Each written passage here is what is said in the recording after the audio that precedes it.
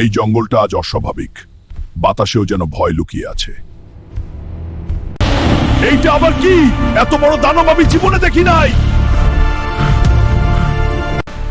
Hulk ভয় পায় না, হাল্কের রাগ উঠলে সব শেষ।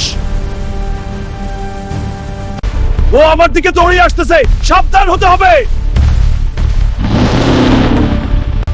হাল্কের ঘুষির শক্তি বুঝে নে।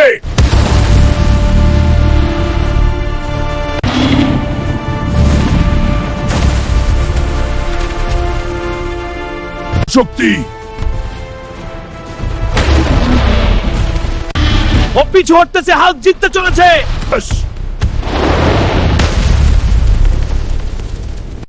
দুর্বলদের জন্য হাল্ক সব সময় দাঁড়ায়।